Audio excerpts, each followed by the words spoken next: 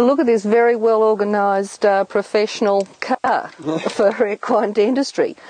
Let's have a look at some of the equipment that you use, because it's not cheap getting into equine dentistry when we start to go through the gear, because each piece is probably very expensive.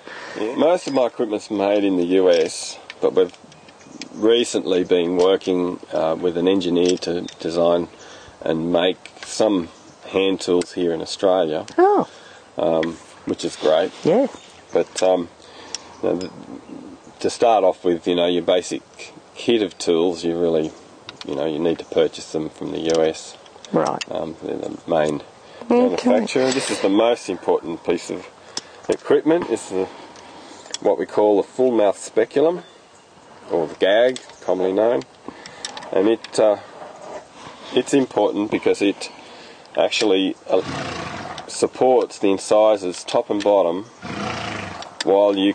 and then you can ratchet it open, and then you can inspect the horse's mouth without any pressure being put on one side or the other. There are other speculums out there that can be wedged down one side or wedged down the other side, but what we tend to believe is that they'll put pressure on the jaw and be a little bit uncomfortable, may even damage some tissue.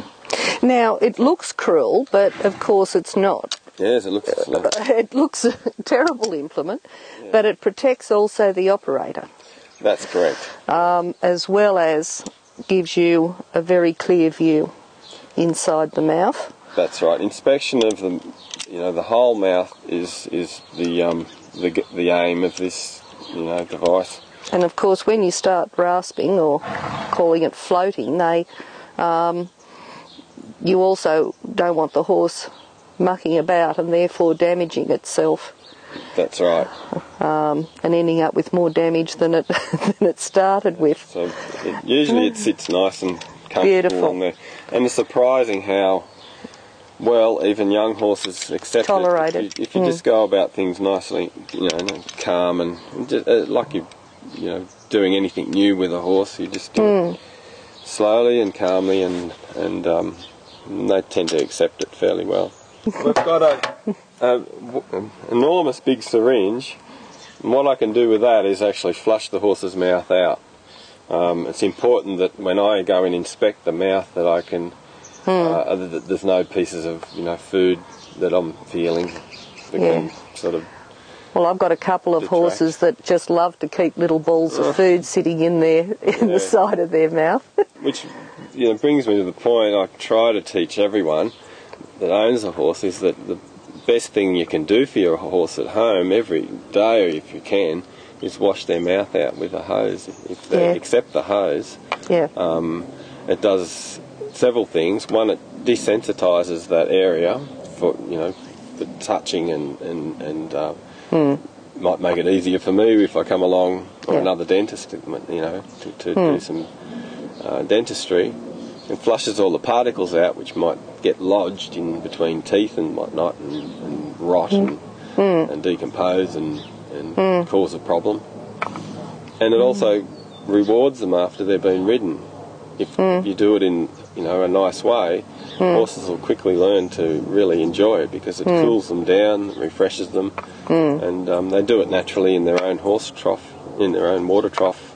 Okay, what else do we have? Well, getting down to the business part, and these are the files that we use.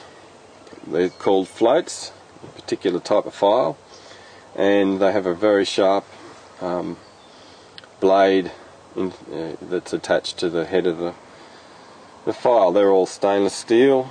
The handle might be aluminium, but these are all surgical stainless steel, handmade, and replaceable heads that can be resharpened. And these instruments, a pick, a spreader, and more molar extracting instruments. And of course, when you were using these implements, the horse would be sedated. That's right. A veterinarian had sedate the horse so that I could, get in and do the extraction safely and Quickly and thoroughly.